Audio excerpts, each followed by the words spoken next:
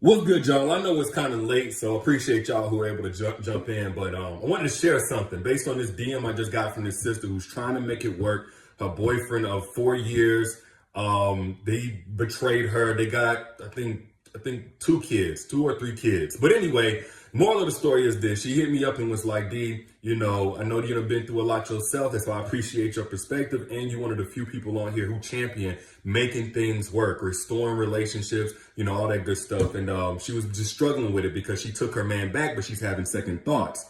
So she was asking me, give me some tactics to make this work. Now, she gave me the details. And again, he betrayed her. She's really hurt. She's mentally and emotionally unstable. She's up and down. Every day is different. And she's struggling to operate in her role as his relationship partner, even though he's remorseful, at least seemingly so. He's not, showing any signs of trying to do the same thing. He's trying to be understanding, but they're just not having an easy go at it. Let me say this. Yeah, I'm a believer in restoration. I'm a believer you can take somebody back or be taken back and it can work, absolutely. But there are some other things to consider. There are reasons you shouldn't take your ex back. And no, it's not just I'm talking about the ex who's truly remorseful. I'm talking about the ex who actually, hey, I want to make this work. I'm down to do whatever. There are reasons to not take your ex back. One of them is because whenever you take your ex back, you're going to be annoyed by everything that he does.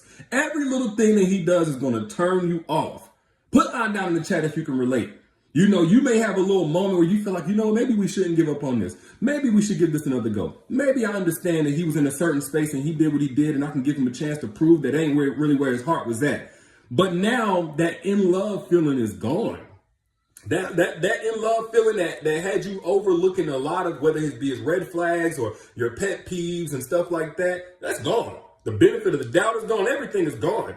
So any little thing that he do is just going to annoy you. It's going to repulse you. It's going to come across in your energy. You know what I'm saying? It's going to be hard to be close with him. Again, because that lovey-dovey feeling is just gone. So the whole dynamic of the relationship is going to change. Which brings me to number 2. The second reason why you should not take your ex back. And please, ladies, use discernment if this applies to you. But the trust is likely not rebuilt. Most times people get back into a relationship kind of impulsively. That grief hits both parties. You miss each other. Again, you may have kids involved. You think about the years y'all spent, the good old days when you first fell in love. You don't want to start over. Regardless, trust ain't rebuilt. So what is he going to get by getting back in a relationship with you? He's going to get the untrusting version of you. And the untrusting version of you ain't the version of you he was begging for. When he was down on bended knee, when he was singing sad songs and R&B songs, and, he was releasing doves and throwing rocks at your window at night and whatever it took to get back in your good graces, sleeping in the doghouse if that's what it takes. The version of you he was doing that for is not the untrusting version of you. And every good woman got 2 sides to it. She got the side that's in love, and, just believes in her man, admires her man, respects her man, is willing to learn from her man, comfort her man, hold it down if her man is down. You know what I'm saying? Right now, he ain't up. She'll hold him down. And then there's the version of her that's checked out. And ladies, I don't care how good you is. The checked out version of you probably is pretty close to not so good at all.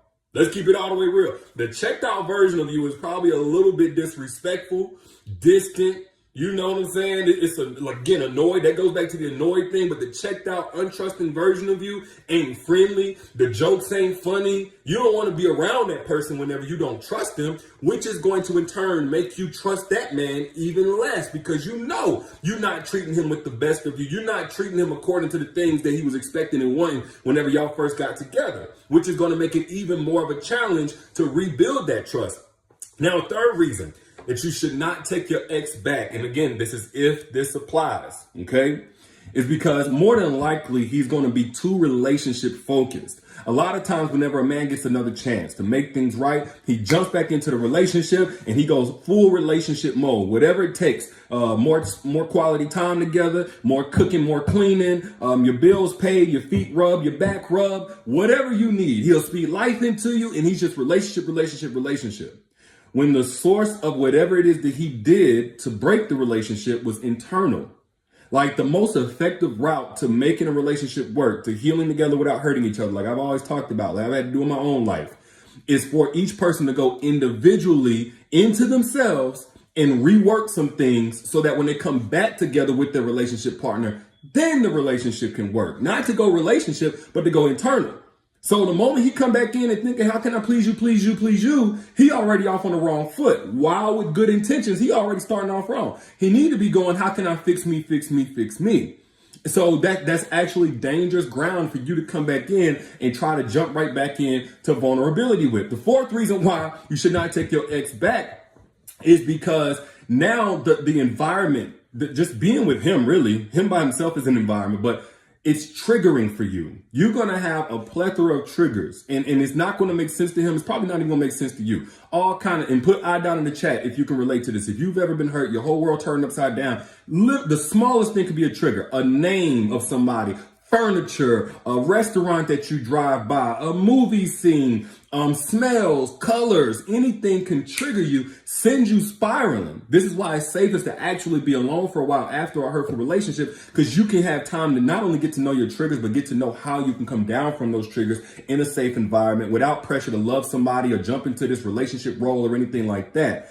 And that's going to make it harder for the two of you to seal things back up, because at some point he's going to hurt from the things that you're doing from this hurt place, and he may go into sabotage mode. And yes, men do sabotage. Y'all don't believe me? Y'all don't believe men will sabotage the relationship? I know we always accuse women of doing that. Ladies, y'all ain't the only ones that will sabotage. When women sabotage a relationship, it's typically because there's a feeling of unworthiness. So what a woman will do is kind of haze a man, like, prove to me that you're really about me, because, I need to know I have room to be imperfect with you. And I have to know that you're really here to stay. Like, it ain't going to be just one little mistake or one little wrong blow of the wind for you to leave out the door. Men, however, sabotage because they don't want to get too close. They don't want to get vulnerable. Let's just for real quick, let's cover that. We got to talk about that. Men will go into sabotage for different reasons, but it's pretty much the same thing. Again, don't want to be vulnerable. A man with abandonment wounds will sabotage the relationship, because basically a lot of men are like this. And this is why I'm really big on men getting in tune with their emotions and things like that. A lot of men are okay being used for their penis. A lot of men are okay being used for their money. A lot of men, so long as they're getting what they want from it, right?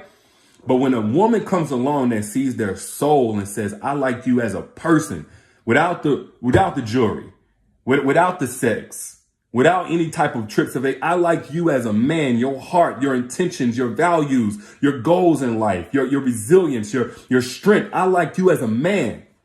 For the man who is not healed from his abandonment wounds as a child, that's going to scare him.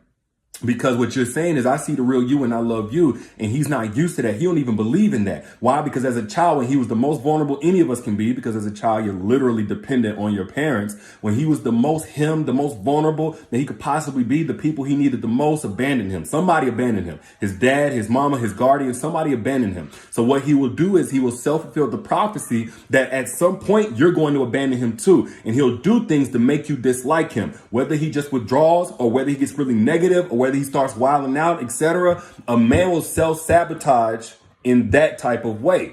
Now, another reason why a man might sabotage is because he came in with a specific usage for you, whether it be, mutually beneficial, y'all said sex only or whatever y'all's going to do in y'all situationship, or malicious intent. I'm just going to get this money out of her or whatever. But then feelings started to develop. There was something else unlocked because you guys vibed really well. The chemistry was there. And now he has to push you away because of that. May not be unhealed and abandonment wounds type stuff, but he was not thinking relationship. He was thinking sex. He was thinking something like that. Another reason why a man might may sabotage the relationship is because he plays that whole inferiority complex of, you too pretty for me, you too good for me. Put I down in the chat if you've ever heard that. A man tell you, oh, you too good for me. And no, I'm not talking about in the dating phase. In the dating phase, a man might genuinely just not have the confidence to deal with a woman on your level. He's not used to women like you. But if it happens in the relationship, you're likely dealing with a covert narcissist. And some of y'all don't even know what that is. Covert narcissist, I'm not going too deep into it, but a covert narcissist is, again, a narcissist, a totally self-centered person that will hurt others in order to build themselves or protect themselves in any type of way. But they do it underhandedly. They're not overt. They're not just big old, I'm so into myself. Look at me. That's the overt malignant narcissist. The covert narcissist takes very passive aggressive, underhanded ways, a lot more sneaky. And one of the covert narcissistic manipulative tools that they will use is that whole inferiority complex of, you're too good for me. You're too pretty for me. You can never be in love with a guy like me. Now, what does that do? On one hand, it gives him a foundation for the negative things that he's going to do to you. And so he can always fall back on, well, I told you you're too good for me. I told you I wasn't good enough for you. And then two, it pushes you into a place where you want to fix it. You want to fix the relationship by fixing him. You want to prove to him you're not too good for him. You want to prove to him that your standards aren't too high. You want to prove to him by letting him get away with stuff that he can do these things to you and you're not going to leave.